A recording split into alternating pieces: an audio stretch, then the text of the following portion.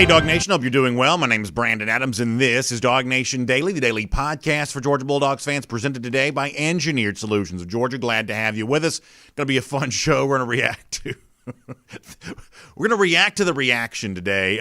Mike Bobo said something kind of interesting yesterday. A lot of Georgia fans were not happy about that. We'll have some fun with that. Also, we'll look back on from the other day, UGA Pro Day, something very interesting that now former Georgia tight end Trey Mckinney said about current Georgia tight end Darnell Washington. This is really good stuff. Connor Riley will join us for a Kroger Fresh Take. We'll certainly look at everything going on with the Georgia spring practice at the moment. We'll give a little celebration to the Lady Dogs, who down a couple starters yesterday, still managed to ease past the Drexel Dragons, move on to round 2 in NCAA tournament play. Interesting stuff around the SEC, so a lot of bases to cover. The point is, we hope we have a very fun show planned for you. It'll certainly be busy and packed, and we're glad to have you with us. Also, the Oral Roberts-themed golden shoes will probably continue today and for many days to come. People are having a very good time with the Gators dropping one to ORU, so we'll do all of that on the way. DawgNation Daily, daily podcast for Georgia Bulldogs fans, presented today by Engineered Solutions of Georgia, and it begins right now. Today's episode of DawgNation Daily is brought to you by Engineered Solutions of Georgia. Dial 678-ESOG now for a solution to your foundation and waterproofing problems. Presented by DawgNation.com. This is DawgNation Daily, the daily podcast for Georgia Bulldogs fans. Here's your host, Brandon Adams. So we made an announcement in yesterday's show that on Wednesday we're going to return of SEC Country Live. We're going to do it once a week right now. It's kind of a new version of that show. It'll be 3 p.m. on Wednesdays on the SEC Country video pages, video channels, the SEC Country Live on YouTube, SEC Country on Facebook. And this is a real thrill for me because in addition to talking about Georgia football on this show each and every day, I love the SEC. The slogan of the league, and sometimes it kind of gets made fun of, but the idea that it just means more is kind of corny and trite as it may sound.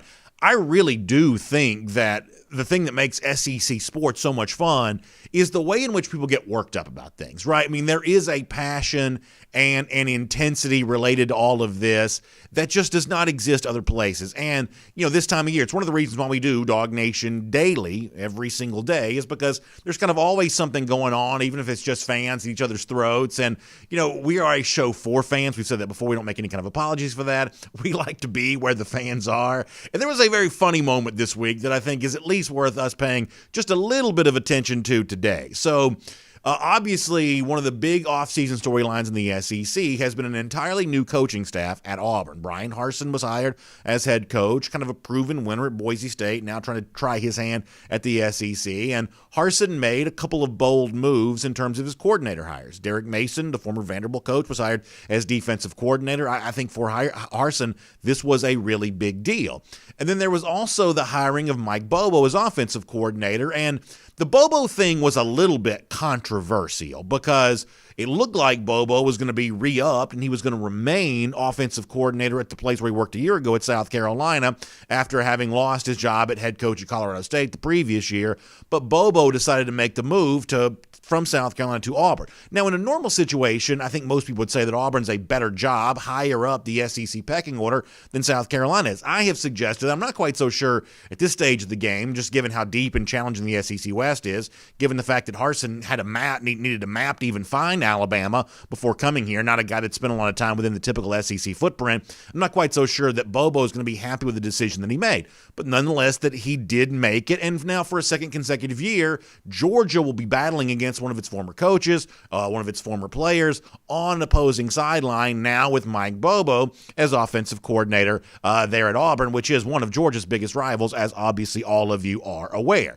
So it's this interesting dynamic. Now, for Georgia and Auburn over the years, this is not necessarily a new thing, right? I mean, people who are a little older than me love to tell the stories of Pat Dye, the great former Georgia player, as Auburn's head coach. Vince Dooley, the great former Auburn player, as Georgia's head coach. For a long time, this rivalry known as the Deep South's oldest had an Auburn alumnus coaching Georgia and a Georgia alumnus coaching Auburn. And, Coach Dooley has kind of famously always described that Georgia-Auburn rivalry as kind of feuding cousins, folks who are normally kind of get along with each other, but they like to play, football against each other.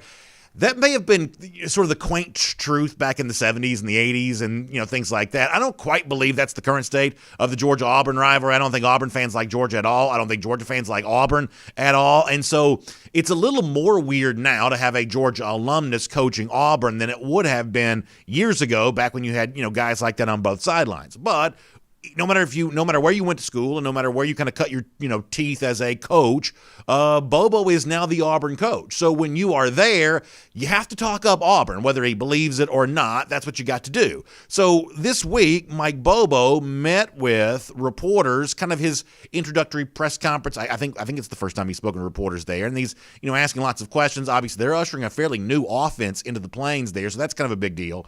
But the final question of the press conference, I'm gonna let you hear the full thing here, is just kind of exactly what Bobo's connection to Auburn really is and what Auburn has meant to him before he got the job. And Bobo, like any coach would do, does the best that he can to kind of sell himself up as a guy that has lifelong ties to Auburn, even though that he's worked at a half dozen other schools, seemingly anyway, and spent so much of his life connected to UGA. Bobo did his best to sell himself as having lifelong ties to Auburn. This is Mike Bobo from earlier in the week. You grew up not far from Auburn, not too far from Auburn. You played against Auburn.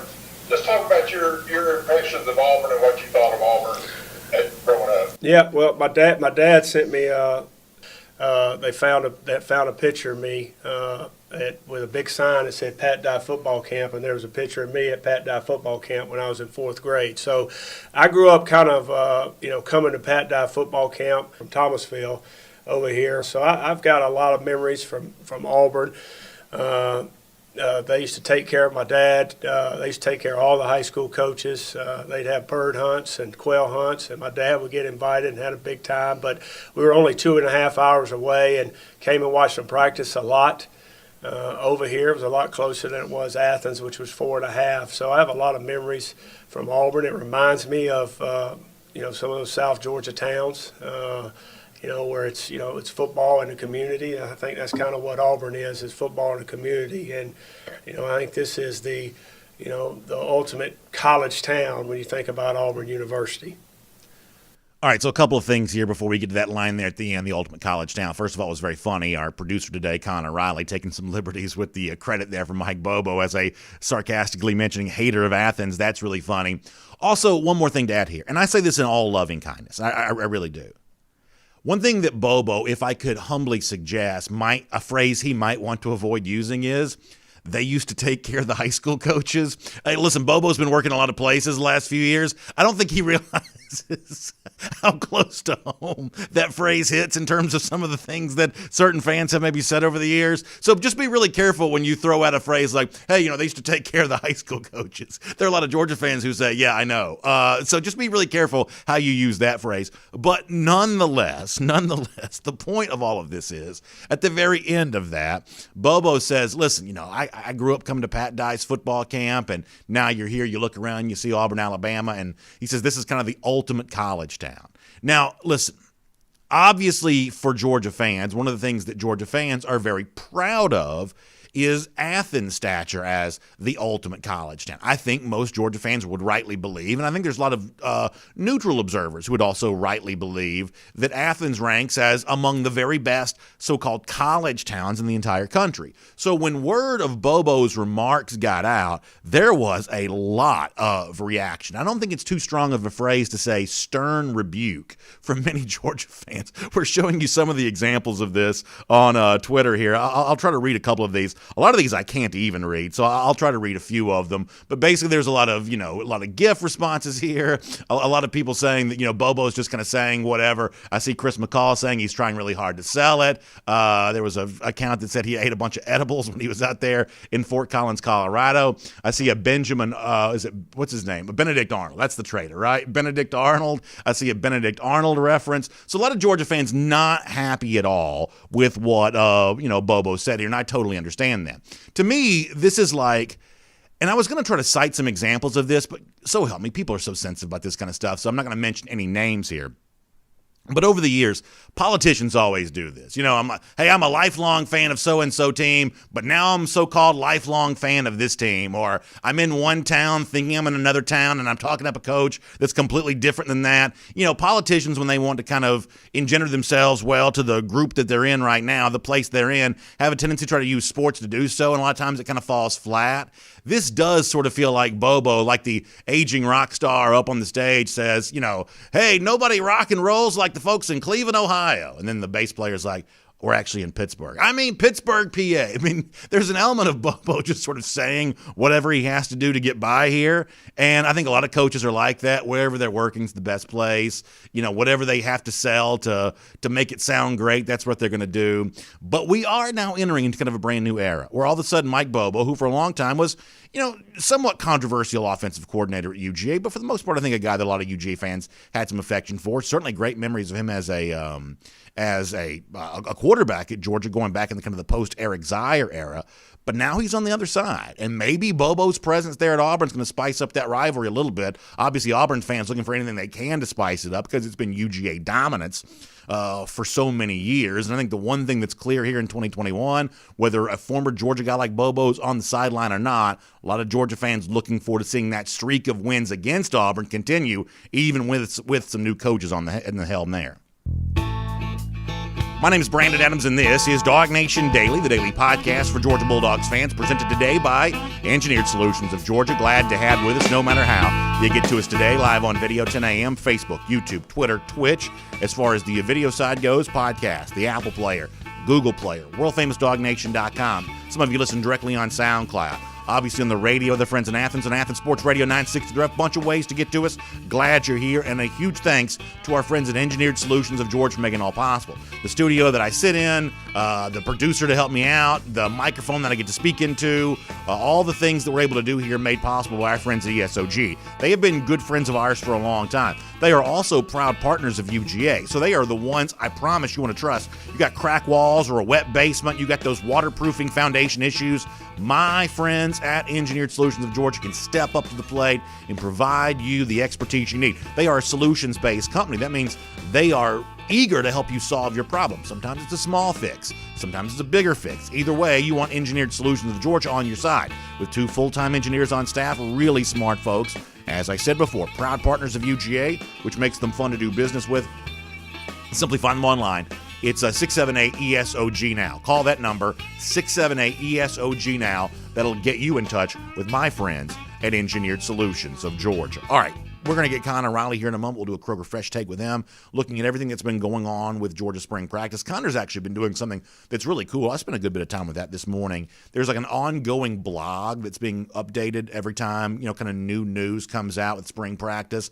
With COVID and restrictions on being at practice, seeing eyewitness accounts, things like that, there's a lot of, ear to the ground stuff that has to go on, parsing things that show up on videos, things like that. And Connor's really doing a good job of just kind of chronicling everything that's out there. So we'll kind of get a spring practice update from him here coming up in just a couple of moments. Also, some of you are participating in our DawgNation bracket contest. We'll give you a little bit of an update on that. And, of course, with Connor here in a moment, we'll also give a quick shout-out to the Lady Dogs. Big win yesterday in round 1 of the NCAA tournament. Great to have them as a part of March Madness here. But as I said before that around the doghouse, and I thought that former Georgia tight end Trey Mckinney said something really interesting the other day, and there's been so much going on that we just haven't had a chance to get to it before now, but in my mind, it is not to be missed. Mckinney, who was a tight end at Georgia, now looking forward to moving on to the NFL, was asked the other day after Georgia's pro day to kind of assess another one of the tight ends that he worked with at UGA, the former 5-star recruit, now going into his second season in the program,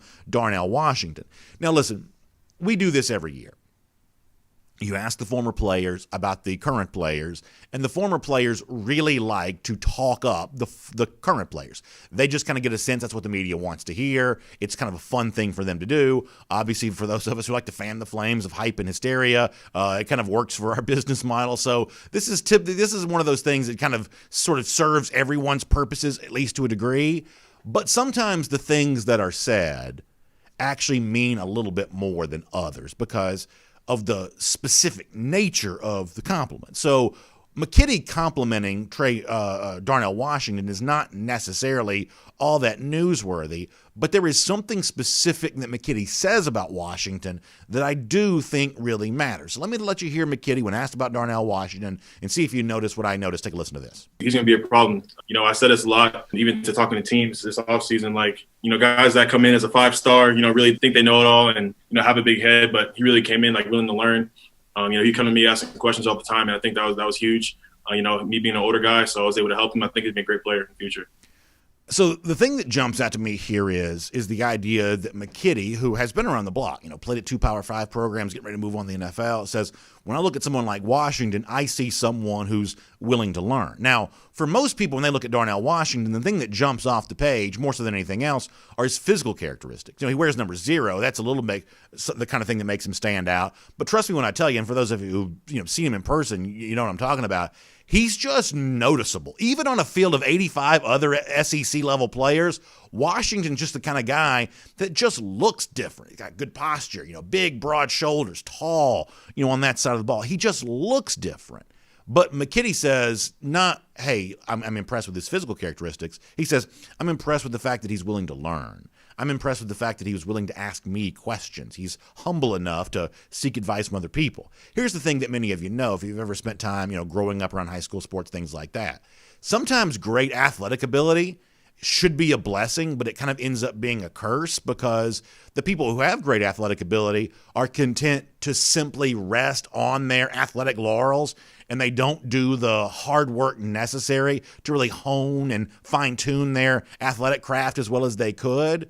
But when you have a 5-star level athlete who, as McKinney describes, also being someone willing to learn, willing to ask questions, to go back to the phrase that McKinney used at the start of that clip, being a problem on opposing defenses, you better believe that's true. The last thing SEC defenses want to hear is someone who's as physically gifted as Washington is, also being willing to do the hard work necessary to get the most out of that athletic talent. There is no doubt that Darnell Washington stands as one of the biggest curiosities on the Georgia roster. Just how good can he be? Well, based on what McKinney just said there, apparently very, very good before his time at UGA is done. That is Around the Doghouse. This is DawgNation Daily, presented by Engineered Solutions of Georgia. And for now, on a whole lot more on what's going on around the UGA program as spring practice rolls on, let's get Connor Riley as a part of a Kroger Fresh Take. From Athens and across the SEC or wherever the recruiting trail may lead, here's a DawgNation.com insider. We'll say to Connor Riley here, Kroger Fresh Take with him. A lot to come on Georgia spring practice. Connor, before we do that, though, I do want to bring you on the Bobo thing to begin with. I love the fact that Georgia fans get a little bit worked up about this. I like the fact when opposing fans kind of do that to something related to Georgia. We have one of these things like every couple of weeks, it seems like, where there's a little bit of a Twitter, Pier 6 brawl related to, something that somebody said. It is the thing to me that makes the SEC really, really fun. And, I don't quite know yet how I feel about Bobo at Auburn, but in terms of just kind of spicing things up, to me, nothing like that's ever a bad thing. He's not helping himself endear himself to a fan base that is already sort of how should we feel about this guy, just given his tenure as the offensive coordinator at Georgia. And then obviously there's the long-term potential that he could eventually end up back at Georgia given his relationship with Kirby Smart, given we've seen Will Muschamp, his former employer, come to Georgia as an analyst. So I'm not exactly sure. I understand having to lie for the company line, but I'm not exactly sure you needed to praise Auburn in that moment. Well, can I just, honesty compels me to admit this, that as much as we look at Bobo and say, oh, he's just saying whatever he needs to in the moment, honesty does compel me to admit that fans are very much the same way. Because if you want to go back to a couple of years ago, fans were trashing Will Muschamp all the time. All the time. Muschamp was not a popular figure with Georgia fans a couple of years ago. In fact, after South Carolina beat Georgia and the South Carolina players were tearing up the hedges, go back and see some of the stuff that Georgia fans were saying about Muschamp then. But now that he's back working at Georgia as an analyst, all of a sudden he's kind of treated as a conquering hero, returning home. So it's not just the coaches that say whatever they need to do to fit the feeling in the moment. Fans have a tendency to do a little bit the same thing. So you're saying fans lie as well? I'm saying that the emotional state of fans would cause them to feel differently about people from year to year. I would think that's the thing that's kind of going on. All right, well, I'm going to say fans lie as well. Yeah, I think that's probably a fair way to say that. Well, no lies here. Let's tell the truth related to Georgia spring practice. You had something that I thought was kind of interesting the other day, and let me build to it this way. Kenny McIntosh injured, and now Mike Griffith is reported out for spring. Obviously, he's shown a photograph on Instagram of the injured elbow here. I'm assuming this is not a long-term deal, but it is a reminder that, hey, you better be glad you have all these running backs, because from time to time guys are going to get banged up, and kind of how this changes the dynamic of that running back room as we head towards G-Day on April 17th. It's at least worth paying attention to, is it not? Yeah. Last year, Zamir White was the only Georgia running back that had at least one carry in every game. That goes to show you just sort of the wear and tear that these guys occur over the course of the season. And I think the biggest thing for me is, all right, so now what does this mean for Kendall Milton? Because I think we sort of knew what we were going to see with Zamir and what we were going to see with James Cook. And I thought going into that G-Day game and really throughout spring practice, it was going to be a chance for Kenny McIntosh and Kendall Milton to continue to show what they are and grow as players. Well, now Kenny's not going to get a chance to do that, and I'll be interested to see if Kendall and Dejon Edwards as well take advantage of those extra reps and say, hey, come fall, Kendall's a guy that clearly needs more carries and more work in this offense, because now he's getting a chance to impress not just as a running back, but also as a pass blocker and also as a pass catcher. So I mentioned before you came on the air a moment ago that you've been doing the kind of running blog, kind of updating everything going on with Georgia spring practice. I think it's been really good. And one of the things you dropped in there was a link to a video that Georgia put out the other day of Kendall Milton. And it's a really cool video because obviously Milton had some terrific highlights a year ago. The run against Tennessee is one of those things that I think will kind of always be remembered, even though it wasn't a touchdown play, because he just shed so many tacklers on the way to gaining some yards there. But at the end, it's this really cool graphic where it transitions from 22, the number that Milton wore a year ago, to 2, the number that he's going to wear now. First of all, how frequently does Georgia do this individual video like that for a player that player shares on his own account? Does this happen more frequently? Because I don't remember a lot of examples of this. I remember some examples of it, but I don't remember it being that all frequent of an occurrence, which is why it caught my attention yesterday when Milton put it out there as he did. It was a very good video, a cool thing that Milton himself is the one that shared, and a cool graphic there at the end. I guess let me try to sum all this up this way, because you're right. There is a lot of interest in Kendall Milton, and the McIntosh injury, while not a good thing, only heightens the anticipation that people have to now see more of Kendall Milton. And there's obviously James Cook, Zamir White coming back. I've kind of made the case for what can happen for backs like this in their senior year. So the way I kind of want to ask this is this: do you think the Georgia running back situation in 2021 will resemble any previous year under Kirby Smart in terms of how carries are dispersed, or do you think this is an entirely new thing? Because to give a little backup on this, in 17 and 18, there were two backs that got a lot of carries, and like say in 2017, a guy like DAndre Swift got some carries in number 3 role. By the time you rolled around in 2019, that was kind of a one-horse situation with DAndre Swift getting the majority of the carries, and last year was maybe a little bit more of a version of that with Zamir. I mean, what do you think the running back pecking order looks like? Is it an entirely new thing from Kirby Smart in terms of the dispersion, or does it more closely resemble kind of what we've seen from Kirby in some of these previous So years? I think it's going to resemble 2017, but not in the way most people would think. I think Zamir is pretty clearly going to be in that Nick Chubb role. I believe Zamir will be the leading rusher this year. He may not always be flashy, but he's going to be consistent. He's going to get 5-6 yards a carry and sort of be the goal line back and the guy that I think Nick Chubb was on that 2017 team. I actually think Kendall Milton is going to be the Sony Michel type guy, the guy that finished second, the more explosive playmaker, the big play guy.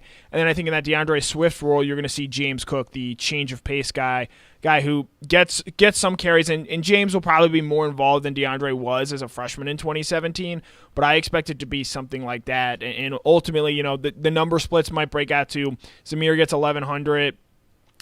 Kendall and James get around 700 rushing yards, but I think expect something like that, to where James is the complete change of pace back. Zamir is the consistent, he's going to get 15 to 20 carries a game, and then Kendall is going to be the guy who might get 11 or 12, but he might break off some long runs in there. I mean, the one thing about James Cook that some fans have pointed out, you parse these videos and photographs and everything you can, that certainly photographic evidence would seem to suggest that James Cook is in good physical condition right now, and it stands to reason that part of the reason why you might come back to Georgia if you are Cook is a way of kind of demonstrating not only can you catch the ball out of the backfield, be the kind of unique weapon that I think a lot of Georgia fans have always seen him as being, but also proving that you can be that traditional tailback too, because obviously if you're the NFL, you want Cook to be able to do both. Right. And, it's funny. We've talked about, is this the year Demetrius Robertson breaks out for a few years in a row now? Mm-hmm. Now we can move James Cook into he's really looked impressive physically coming off this offseason. So I think with James and Samir, there's obviously a reason they came back there. Kirby Smart has clearly identified them as leaders on the offensive side of the ball, and I'll be interested to see how frequently he is used come this fall. In a minute, I'm going to ask you kind of an open-ended question. You can tell me whatever you think has been interesting thus far this spring, but if I'm thinking about kind of the next thing for me, it is the way in which Smart talked about Trayvon Walker the other day, because as I told our audience during the show, anytime Smart brings up a player unprompted, that to me is always the kind of thing that you want to listen to more. In a question about Nolan Smith, Kirby Smart chose to talk about Trayvon Walker. That means, in my mind, that's something that Smart wanted to say. He challenged Walker to have a very big season and talked about the role that Walker could play in the Georgia pass rush, which I thought was all just really, really interesting. And as I said before, in a spring in which we're not seeing much of practice or much practice at all, only getting things from Georgia on video, what Smart says matters more than ever, and talking up Trayvon Walker as much as he did the other day, even if it was in kind of a partial challenge to Walker, I thought that was really interesting. Yeah, to me, it's not so much. I agree it's the Trayvon Walker thing. That was the thing that caught my attention, but it's for different reasons. When you look at the position that Trayvon has traditionally played, that defensive end spot under Malik Herring, Malik played it really well, but the problem and the reason he didn't maybe get the recognition that he deserved was just because it was not asked to be a productive spot on the defensive line. So with Kirby saying we need Malik to be the Azeez Ojulari, we need him to fill those shoes along with Nolan Smith, that sort of leads me to believe that Georgia's going to make some structural changes, some philosophical changes to this defense and the way they run things. Maybe they're going to encourage them to be more attacking, to be more penetrating, as opposed to in the past we've seen from Georgia's defensive line to sort of just be, hey, occupy blocks, allow linebackers to go make plays. But the strength of this Georgia defense is along that front four, and if you have guys like Trayvon Walker and you have guys like Nolan Smith, maybe you should let them attack a little bit more, and I'm excited to see if that's exactly what ends up happening come this fall. Well, the other thing I said about this on the show the other day was, in that same kind of conversation, Smart openly acknowledging some things that I think are obviously true, that Georgia was better from a pass rush standpoint last year than it was a year ago, and I think Smart also fairly clearly stated they need to continue that here for 2021. This is one of the things I'm a big believer on. Connor, you've heard me harp on this for years, that to me the championship formula is explosive plays on offense and kind of dynamic negative plays on defense. You don't even have to be great defensively. You just have to be kind of dynamic when it matters most. LSU was kind of like that in 2019. For instance, to hear Smart speak so unmistakably about the need to get sacks, create havoc plays, giving Lanning some of the credit for that being better a year ago and saying now that needs to continue this upcoming season. As someone who really wants that for Georgia, the fact that Smart was talking about it as openly as he was the other day, I took that as a really good sign. Yeah, we've talked a lot about the 40 sack number. If Georgia had played 13 games a season ago based on their per game sack averages, they would have gotten to 41 sacks, crossing that sort of threshold. That's what you need to see Georgia not just reach in 2021, but do more of. Get closer to that 45 range. Improve off of what you did a season ago. And I certainly think there's the potential and talent in there to do that. And I found when Kirby brought up Lanning in the manner that he did, I found that very interesting, giving him perhaps more credit than I think most normally would there. And to me, that's sort of telling us, all right, this guy has clearly had an influence on this defense. And, hey, other schools, this is a guy you can really trust to make tinkers and alterations to your program for the better. Well, I've said this now going back months, that I think it's amazing to me. Everything around Georgia football gets kind of hyper-analyzed and sort of talked to death. It's very hard to have something that doesn't get enough attention. But Georgia, strong-arming big bank takes little bank, big banking Texas to keep Dan Lanning in place. I still don't think that particular talking point has been discussed enough, because I do think that Lanning is a sharp defensive mind. I do think the nature of Georgia's defense was kind of evolving in a way last year that I think is a little more closely aligned with what the best teams have done. Even if Georgia did give up big point totals against Florida and Alabama, the overall, mood around the defense, I think, is kind of moving in a really positive direction right now. I think keeping Lanning in place is a big, big part of the Georgia offseason storyline, and I just still don't think that's quite gotten enough attention. Right, and with the way look at the way Georgia's defense played in the 2016, 2017, 2018 years under when Mel Tucker was a defensive coordinator, and Kirby was still obviously very involved in that, even going back to his time in Alabama. It had never been a really, I would say, aggressive defense from a tackles for loss and pass rushing standpoint. They were not really trying to create those negative plays so much. They said, all right, hey, try and drive the field on us. We're going to be disciplined. We're going to be gap sound. And if you want to score, we're not going to give up big plays on the back end. You're going to have to go on these 10, 11, 12, 13 play drives. And even I think in 2019 that bled through as well. But last year, and again, I think so much of this is dictated not because of Georgia just saying, hey, we got to blow this up. It's they have to change it because this is the way college football is going now. You have to create negative defensive plays as much as offenses now have to create explosive plays on the other end. So this is sort of a reaction to that. And, it wasn't maybe as fast or as quick as everyone would have liked, especially with the talent Georgia had on defense a season ago. But I do think it was a step in the positive direction with Lanning last year, and I expect that to continue into 2021. Anything else about spring practice you want to mention here before we move on? I mean, to me, I think the other thing that's interesting is the assumption that we all made that defensive back was an issue. There is nothing that has come out of the mouths of anyone to kind of to sort of belittle the idea that's a huge question. Yeah, to quell that. Lewis Seen saying, yeah, I've taken some reps at cornerback, and I don't want to peruse his statements too much there, but he was not exactly thrilled. He thinks and knows that he is a safety and he's going to be a safety at the next level, but the needs dictate that he needs to play there. And Grant, we only hear from Kirby Smart. We've heard from him last Thursday, and I believe the only offensive player we've heard from is Jamari Sawyer. I'm surprised there hasn't been more talk or questions about the Georgia offense yet in terms of what we've seen there. Now, obviously, they've only had 3 practices. Only one of them has been padded. But even in those first couple of press conferences, the majority of the questions are about the defense and what has to be replaced there, whereas on the offensive side of the ball, and I think Kirby just is naturally going to hold those cards closer to the chest. We still, I'm waiting to hear, and we'll ask these questions this week. What is JT Daniels looking like in year 2 now that he's getting more of those practice reps? What is Todd Monken looking to do from this offense this year? I think there are some offensive questions that I think are going to need to be answered this week, and I look forward to hearing those answers. I want to talk some recruiting with you in just a moment. Before that, let me remind you, it is a Kroger Fresh Take with Connor Riley, looking back on spring practice, looking ahead to what's about to take place with UGA recruiting. And it's, of course, all brought to you by our friends at Kroger. And speaking of looking ahead, not too early to start looking ahead to Easter, whether it be the stuff that goes in the baskets, the recipe for the great meal you're hoping to cook for your family. So many folks, now vaccinated and healthy and safe and ready to get back together with family this Easter in a way that maybe you were not able to do last year. If that's in your plans, keep Kroger in your plans there as well. Website to go to learn about everything going on, including great savings, Kroger.com/Easter. That's Kroger.com/Easter. Find out about all the stuff happening this time of year as we get ready for the big day with our friends there at Kroger. So speaking of big days, Connor, Thursday, a big one for UGA recruiting. Malachi Starks getting ready to make his decision. Interesting to hear in his interview with Jeff Sintel that he truly is down to 2, although he doesn't say which 2. My assumption is it's Georgia and Clemson. But an interesting battle brewing for Starks that's going to come to a head, I think, on Thursday with his announcement. And then, also these rumblings out there with Walter Nolan right now. And just a lot of interesting stuff going on. A lot of this stemming from what happened on Sunday there at Denmark High School and the All-American, kind of camp deal. You certainly get the sense that it's about to be a very fun spring heading towards the summer with these visits opening back up, and the Starks announcement on Thursday is obviously a huge part of that. Yeah, we'll get to Starks in a little bit. June is going to be a massive, massive month for recruiting, and I think a very telling one as well because guys are already starting to set up their official visits, and a lot of these guys, I know Addison Nichols, a guy I talked to, his entire month of June is already booked up with official visits that he's going to take, and he's an offensive tackle, plays at Greater Atlanta Christian, top 100 prospect. Jeff's going to have a story on him later this week. One of Jeff's favorites, Eagle Scout, you'll hear that mentioned quite a bit in the shows to come.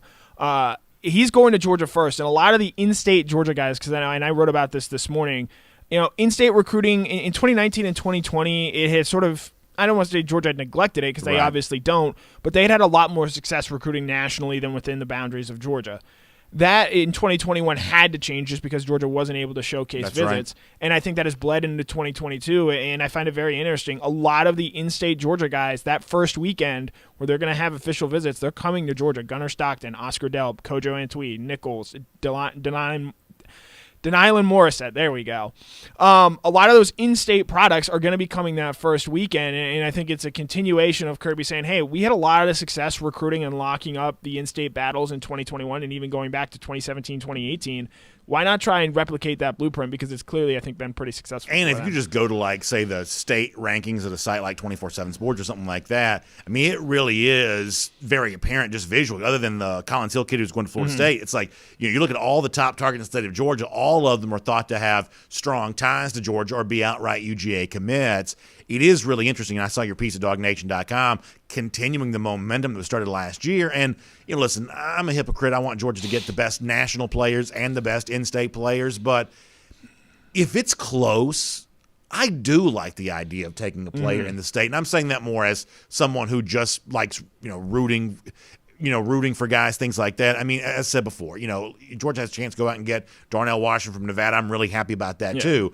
But when you get a chance to get these elite players from your own state, it's just easier to follow them. A lot of our audience grows up, that watch them grow up at a high school not too far from them. They go see them play on Friday nights in most cases. I don't think it's a bad development if you are dominating one of the deepest, richest states for high school football, and I'm talking about the Peach State, of course. Right, and that starts, I think, with Malachi Starks on Thursday.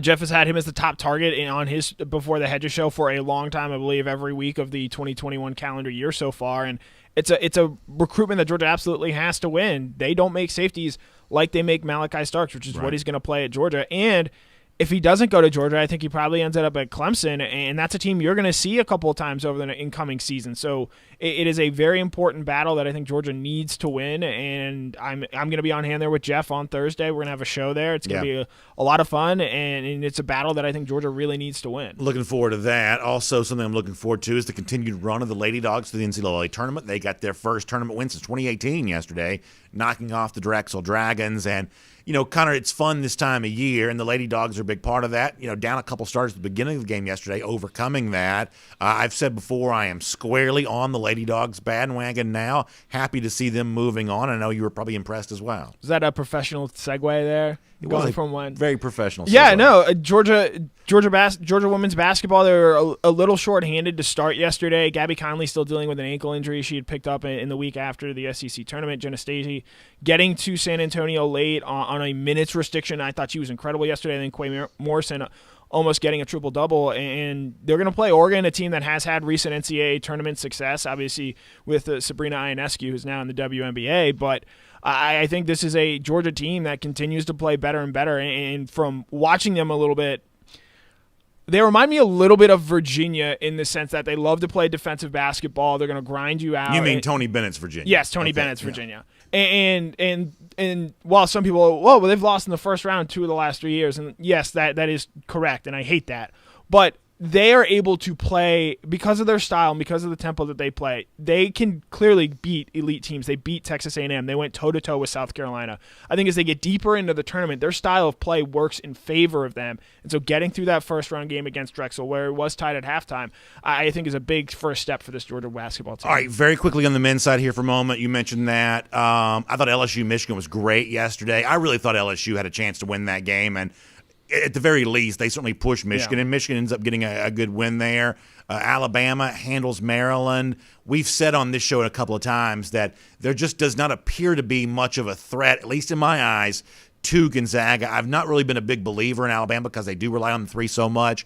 Did you see something from Alabama yesterday that makes you think in a head-to-head situation they could potentially threaten and challenge Gonzaga? If they make a lot of their threes, yeah. But watching that Gonzaga-Oklahoma game yesterday, if you want to run with Gonzaga, good luck, because I think Oklahoma really tried to push the tempo with them, and I thought Oklahoma played pretty well yesterday, and Gonzaga just blew them off the floor. And I know Alabama has some nice players, Javon Quinley at guard, Herb Jones at center, but Jalen Suggs might be the best player in college basketball. And watching the first 2 rounds, granted, I have this as my title game, so I believed it going in, so maybe this is confirmation bias, but I think it's going to be Gonzaga Baylor, and I really, as a college basketball fan, I really hope we get that because I think that's going to be an incredible game. I think the most underrated performance in the tournament thus far is a very senior-laden Wisconsin team, and Baylor just handled them with ease. Yeah. Handled them with ease. That was a pretty impressive performance. Yeah, similar to Oklahoma. I thought Wisconsin played pretty well against Baylor, and it just didn't matter. Baylor had all the answers and took care of them rather handily. So we have a bracket contest. It's not like an official promotion. There are sponsors for this. It's just something we're doing for fun. Is your bracket doing well, or is anybody else? I mean, it's obviously been a topsy-turvy tournament. Anybody got a good bracket going on right now? So BJ Sweeney is actually in first, our beloved boss. Yeah, our boss here at DawgNation. However, he had picked Illinois to win it all, so his top end is not doing great. I'm currently in 8th, and of the people who picked Baylor to win the national title, which I did. Oh, you did? Okay. I picked Baylor to sort of zig because I thought everybody was going to pick Gonzaga, and so of the people that picked Baylor, I'm in first right now. So if Baylor keeps winning and they win the NCAA tournament, I win the pool. That's personally what I'm rooting for. However, I think, and I am ultimately trying to be right here, I think Gonzaga is going to win the national title this year. Yeah, so I had a kind of a contrarian Final Four. I've lost at least 2 of mine. Ohio State, Colorado. I think I had West Virginia Final Four. So actually, I've lost 3. I've lost 3 of my Final Four, but I still have Gonzaga winning it all. So I'll claim victory if my national champion pulls it out. As long as you get that at the end, that's all that matters. Kind of great stuff all the way around. Thank you for being here. We'll look forward to reading a lot more from you at DawgNation.com. Yep, as always, it was a pleasure. Let's take a look around the rest of the league. This is SEC 3. Yeah, so good stuff there from Connor, both in terms of keeping up with our bracket contest and paying close attention to that, but also, more importantly than the brackets, keeping up with what's going on there at Georgia Spring Practice and with UGA recruiting. So check all that out at DawgNation.com. And as Connor said, live coverage on Thursday evening as really a very impressive 5-star member of the class of 2022. One of the most important gets imaginable for Georgia. Gets ready to drop his announcement with Malachi Starks on Thursday. That is going to be good stuff. All right, let's do the SEC through here. And, of course, good stuff going on there with that there as well. I thought CBSSports.com had a very interesting look at teams that have a chance to bounce back in 2021 after not being as good as they wanted to be the previous year. Now, this is not just in the SEC. There were, teams kind of, outside. Penn State, for instance, mentioned there, which is somewhat interesting from an SEC standpoint, given the fact that Auburn, a team we talked about off the top of the show, does go to Happy Valley to play early in the season. That's a team that Ben Kirchhoff from CBS Sports was suggesting could be a bounce-back team. And the team in the SEC that does get that attention is LSU. And I absolutely believe this is true. I believe this is true for a number of reasons. First of all, you look at some of the super senior stuff that has kind of gone on. The notion of a super senior is someone who's, technically in normal years would be through with their eligibility, but has chosen to kind of come back for that 5th year, that extra year of eligibility that was granted because of the global pandemic. Look along both of LSU's lines of scrimmage, offensive and defensive lines. They've got some veteran experience coming back for this year, and I think that gives LSU a chance to be better for that reason alone. The other thing is, from a talent standpoint, measuring it by recruiting rankings over the last, 4 years, I mean, LSU is still there's a lot of these kind of rankings that come out. LSU is still no worse than, 4th or 5th on these lists in terms of, the talent on this roster based on the recent recruiting classes. LSU is still measurably elite when it comes to that there as well. And by elite, I mean far ahead of most of the rest of the country. Obviously, we know, still some unsettled issues when it comes to quarterback. With Miles Brennan coming back after being hurt, you kind of wonder how Max Johnson factors into all of that. But I do believe this is likely one of the big stories in the SEC this fall, is that LSU is going to at least return to being that kind of, I think I've said top 15 type status for the upcoming season, which is going to really increase the depth of the SEC West. I don't think there's any question that Alabama is still a contender. That's obvious. I've obviously made my case for Texas A&M maybe being more than a contender, taking a next step beyond the one-loss season that they had a year ago. All of a sudden now, if you kind of move LSU into that category of solid team in the top 15 of the country, and I don't think that's a stretch, all of a sudden there are reverberations around the rest of the SEC. Think about these second-year coaching staffs. Sam Pittman at Arkansas, Mike Leach at Mississippi State, Lane Kiffin at Ole Miss. If the SEC West is as deep as I just described there, it's very hard on all those staffs. And, there's a little bit of a honeymoon in the SEC when you're a first-year coach. You can blame everything on your predecessor, and you kind of have time to sort of set yourself. But by year 2, people want to see some movement. That's what got Joe Moorhead in trouble at Mississippi State. Other coaches you can kind of think of. When you don't show big improvement in year 2, fans get a little restless. So for Leach and Kiffin and Pittman, all these guys who, at the very least, have gotten a free pass from their fan base, if not are beloved by their fan base, year 2 is when you're supposed to do even more. And it's hard to do more in the SEC right now, in the West Division anyway, with it as deep as it potentially is. The other thing you think about is LSU is a permanent opponent for Florida. Keep that in mind as well. Florida this season does not have the luxury they had a year ago of playing a schedule that probably looks a little easier than the one that Georgia's playing. If anything, within the SEC world, Georgia's the one that's playing the easier schedule because their SEC West opponents are first-year coach at Auburn and Brian Harsin, and obviously Arkansas coming to Athens after Georgia won easily in Fayetteville a year ago, at least easily in the second half. For Florida, they have to host Alabama in 2021. They have to play LSU each and every year. So LSU being better is a big, big factor in a crowded SEC West, but also a big factor for Florida there as well. So interesting stuff from CBS Sports on that. Something else that I thought was interesting was Alabama running back Brian Robinson speaking as Bama gets ready to start its spring practice, talking about his reasoning for coming back to Alabama, obviously also looking for that extra year of eligibility right now. And Robinson, former elite recruit who actually is from Tuscaloosa, the quote from him is, for my decision to come back, I've seen many opportunities for me as far as investing time into this year to become a better player on and off the field, that he says.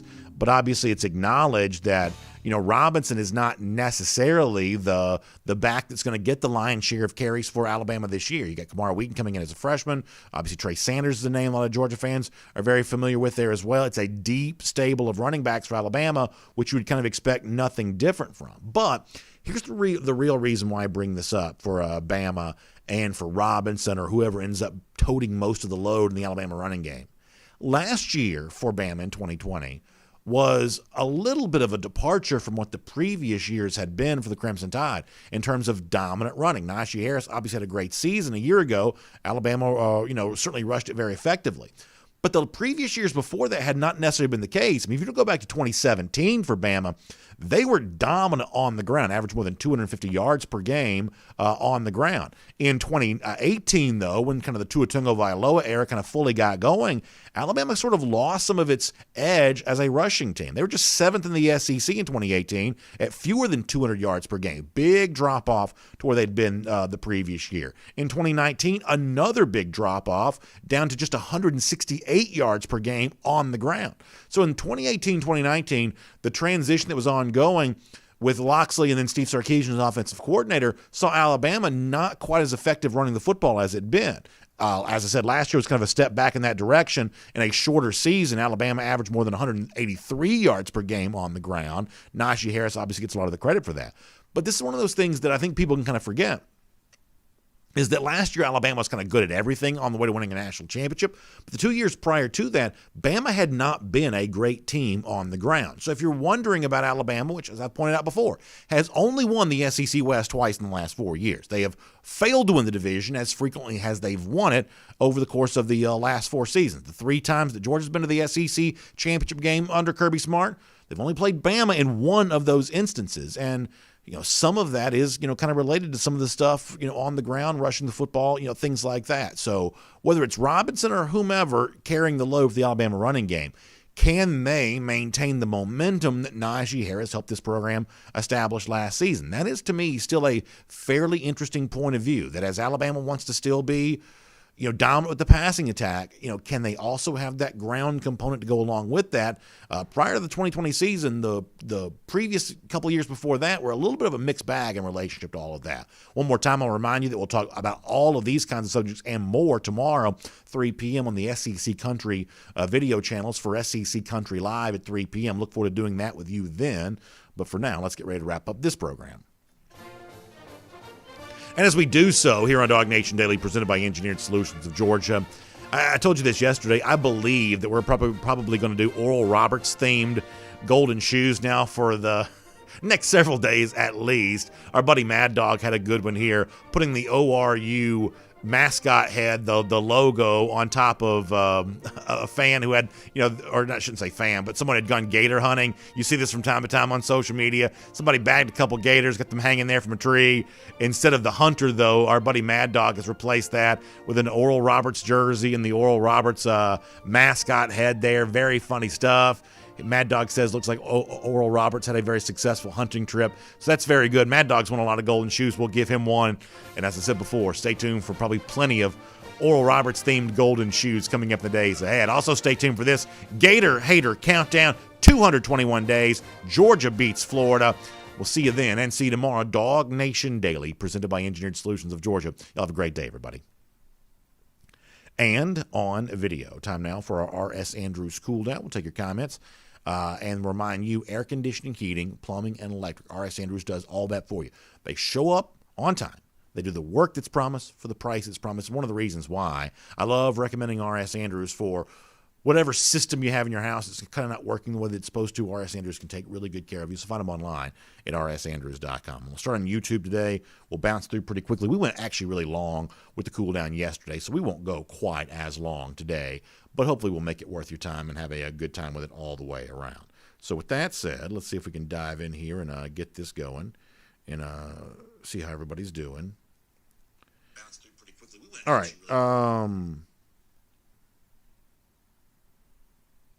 Noah Sheldon and Johnny Lester going back and forth in the Alabama running back situation. Mark Abe says, how can you call yourself RBU with only one Heisman Trophy winning running back? So he's coming back at the Georgia side on that. I think that Georgia's recent credentials on that front probably speak fairly well for itself. I will also point out this has been probably the longest running argument in YouTube history. The Bama fans and the Georgia fans arguing about the RBU status of the two programs. Been kind of fun to watch. Cody Ledoux says with Bryce Young, our running game is going to be fine. His edge rushers are going to have to stay home and can't run down the running back. So that's a little chatter here about Bryce Young as a running quarterback. Kind of interesting to see that. I've heard some of that as of late. Cody Ledoux says in 2018 we had 3 backs over 600 yards. Jay Shipe says he's waiting on the daily A&M updates. He didn't get one. You got a brief mention of A&M, but not too much there. Not too much there today. Let's see what else besides running back arguments are going on.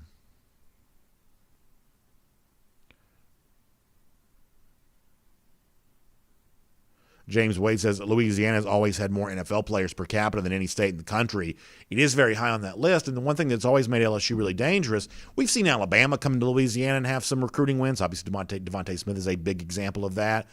But, LSU, unlike most SEC teams, is the only big, Power 5 team in their state. You've got, other Group of 5 level programs in Louisiana, but LSU, from a Power 5 standpoint, SEC level standpoint, are the only school in their state, and that's obviously a big example. Louisiana, from a population standpoint, is not a very populous state, but as I think it was James was saying, it does have elite talent just enough to really fill a roster, and Louisiana only has the one Power 5 school. So that's always been an advantage for LSU, and an advantage that for the most part they've taken good advantage of. As I said before, you've seen some recruiting wins for Alabama in that state. Georgia getting Cedric Von Prawn out of Louisiana is probably going to end up being a pretty good recruiting win. But for the most part, LSU cleans up in Louisiana and has done very well with that. G. Grace Bama Boy throwing a compliment LSU's way, saying they're going to be a major problem this year.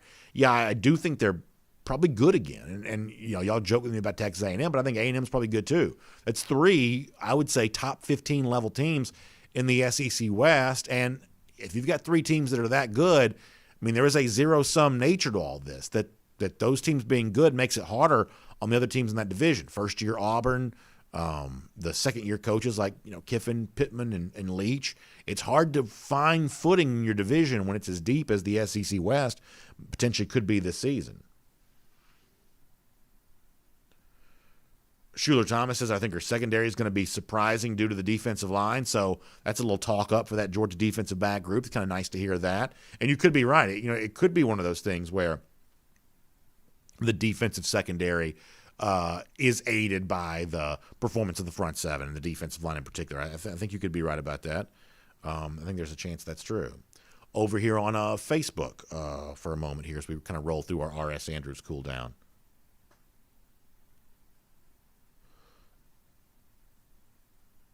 Gerald Harmon says, you notice that dual threat quarterbacks don't do well against Georgia's defense. Maybe that's the case. Yeah, I guess that could be the case. I mean, if you're a Georgia fan, you sort of hope no quarterbacks do well against the Georgia defense. Moose Thomas says Georgia's the only Power 5 team in Georgia. Started Georgia Tech. Please do the world a favor and drop to Group of 5 or join Idaho and FCS. Very good stuff from Moose there. I like that all the way around. Santiago Diarn asking about the Falcon show. Yeah, hopefully eventually we'll get a chance to bring that one back as well. That'd be a lot of fun. Randy Hall says, great sweater. I appreciate that, Randy. Thank you very much for that. This is actually from the UG bookstore, so thank you for saying that. To Neil Calvino, thank you for the kind words. I really appreciate that. Let's see what else is going on the Facebook side of things. David Harvey says, just win. I could care less how. I need championship gold. David, you and me both on the championship gold.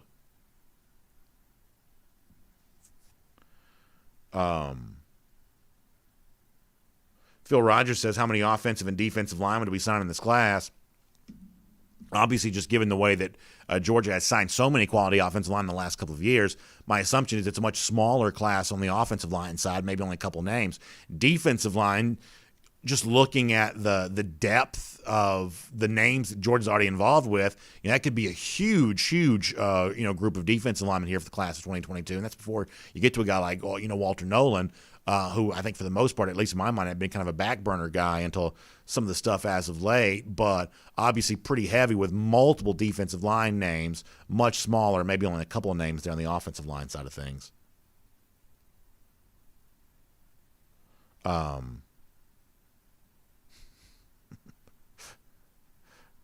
Matt Talley, very funny stuff. Yeah, I like doing the birthday shout-outs. Jermaine King says I should wear a cowboy hat during the SEC Country Show. I do kind of think that it'd be good if I sort of like found like a shtick, like whether it be like cowboy guy or whatever else. I do feel like some of that kind of stuff works. Maybe at some point in time I'll develop a shtick. I think if I had a shtick, it'd be more like beach guy than cowboy guy, maybe. But I do think a shtick like that kind of works. Hugh Nash says we have to keep our top guys in state, especially with Bobo now at Auburn. And yeah, he mentions Clemson there as well. That when you look at some of these schools, I mean, it's really amazing.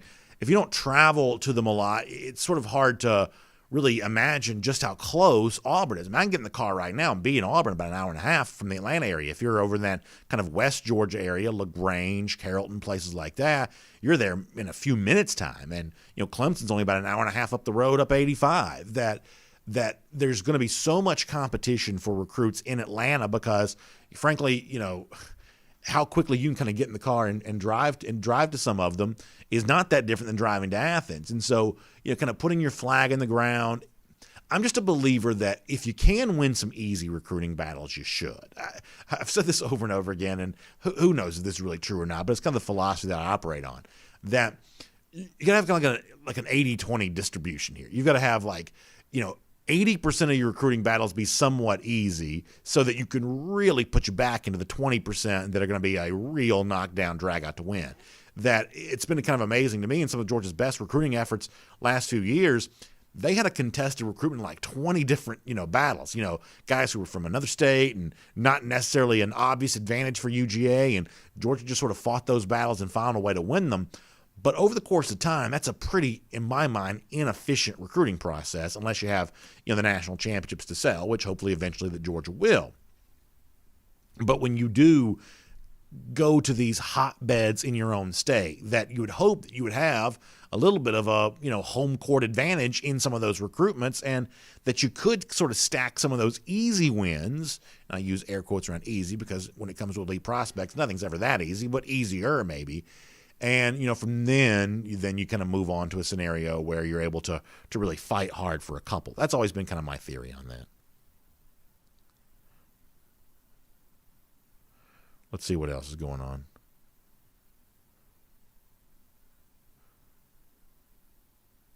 Randy Hall says we'll be covering the Starks commitment. You better believe we're all over that on Thursday. Yeah, looking forward to that. Looking forward to that on Thursday.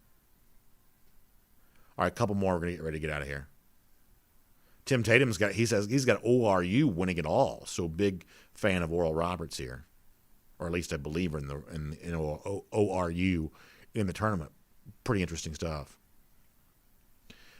Matt Rukavina says, I don't see Bobo as a serious threat to our talent. He's kind of past his prime. It's interesting, Matt. That was the real football part of the Bobo press conference of the day, in addition to the thing that Georgia fans kind of had a little bit of a reaction to, was the fact that Bobo really is kind of bringing his style to Auburn, which is very different from what they've done before and very different than what a lot of SEC teams have done in recent years. A lot of stuff under center. A lot of things like that. At South Carolina a year ago, they really tried to play much slower than they had the previous year.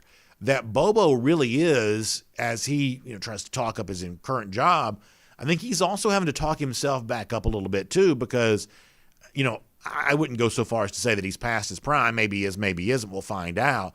But certainly he's trying to usher in a brand of football at Auburn that's very different than what they'd been doing in recent years, and kind of very different than what the prevalence of the hurry up, no huddle, and quarterbacks and shotgun all the time. At the high school level, that's almost exclusively true. It seems like these quarterbacks all playing these sort of spread formation type offenses. And Bobo's he's just doing something different than that at Auburn. So I do think that's part of what he's having to sell there right now. And when Bobo met with reporters this week, that is something that he took a lot of questions about. So that's a real thing. Back on YouTube here for a moment before we go.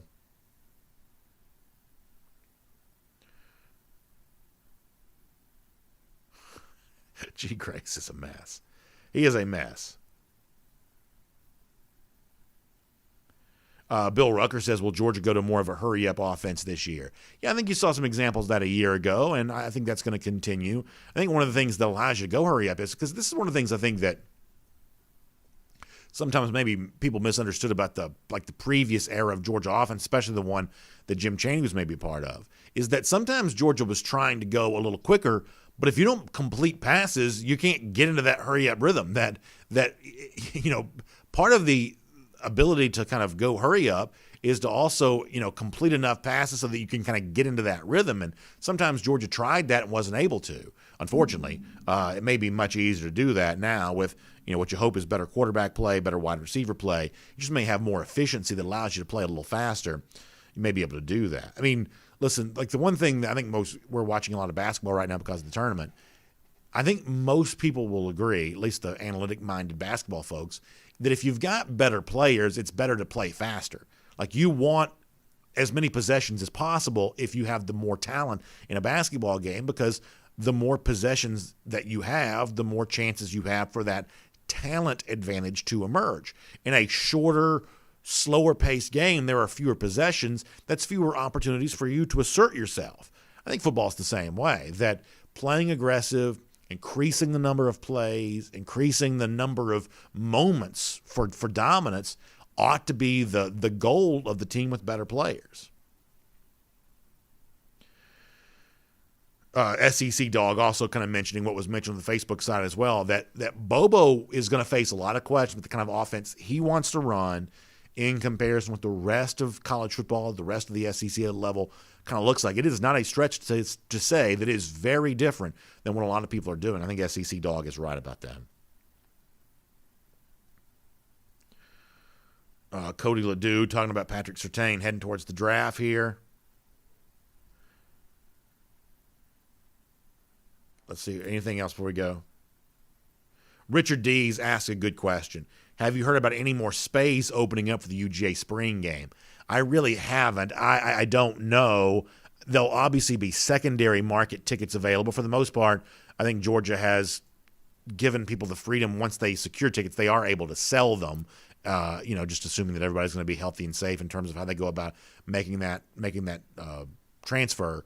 But I'm guessing your only way to do this is the secondary market. I'm guessing there's not going to be any additional ticket release, although it is very interesting. Look at some of these baseball stadiums on the SEC right now. Ole Miss, I want to say maybe Arkansas, some places like that. You see a lot of fans in the stands at these baseball games now. So, we're still pretty restricted here in Athens for football stuff. But man, spin the dish on some of these Is that still the way people watch TV, spinning the dish? Just tune into some of these SEC games on whether it be the streaming or the big network, whatever else. You get more and more fans showing up. So this may be the last sporting event we have to endure with greatly reduced capacity. And obviously, if you do try to buy on the secondary market, tickets are going to be, unfortunately, be expensive because there's so few of them. As I've said before, to the extent that I have any platform to speak whatsoever, if you've got G-Day tickets and you're not going to use them, because people get busy in spring, right? There's baseball, there's, I'm talking about your kids' sports, things like that. Please give them to somebody who wants to be there. The last thing we can have is 20,000 tickets, but, a third of them being in some, drawer somewhere because somebody got busy and chose not to come. So for the people who do want to be there, if you've got them and you're not going to be able to use them, give them to somebody who wants to come, sell them, whatever else. Let's just make sure they get in the hands of somebody who wants to be a part of that. And, of course, we look forward to getting ready for G-Day coming up on April the 17th. By the way, as we get ready to say goodbye here, let me also remind you, Atlanta News Now at AJC.com. Stay up to date on everything happening around the city of Atlanta. Big things going on all the time. Looks like we could be heading towards all Georgia adults being eligible for the coronavirus vaccine here coming up really soon. My wife's actually already gotten it just because of some work that she does with the local school system. So she was able to get it already. And you've got even more people now about to be eligible for that. So that's really good stuff. Also, some of these variants that are kind of showing up are, that's worth paying attention to kind of see kind of how that's spreading, what all of that means.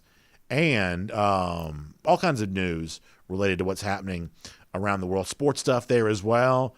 Listen, I got to tell you something. I kind of joked about this when it first came about, but Nate McMillan is putting his stamp on the Atlanta Hawks. They're playing a much better brand of basketball. So good stuff from McMillan there. Also, plenty more in the NCAA tournament as it rolls on. Many of you are part of the AJC's bracket contest there as well, too. So you can have that. And, of course, getting ready for the NFL draft. Falcons deep at the heart of that. Really I'd say one of the pivotal teams in terms of that number 4 pick. I've said 1,000 times, I think they should draft quarterback. The restructuring of Matt Ryan's contract maybe means they're not going to do that. But it's obviously a great chance for them to get a big draft haul because clearly quarterbacks are a huge part of the story at the front end of the draft. So Atlanta holds a lot of cards there with that number 4 overall pick. Read about that online. Atlanta News Now at AJC.com. Thanks for being here for our RS Andrews Cooldown. Air conditioning, heating, plumbing, electric.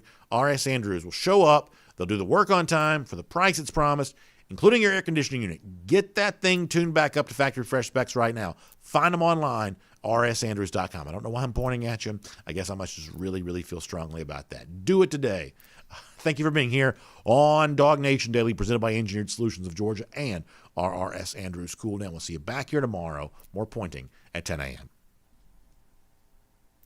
For more DawgNation videos, check out youtube.com/DawgNation.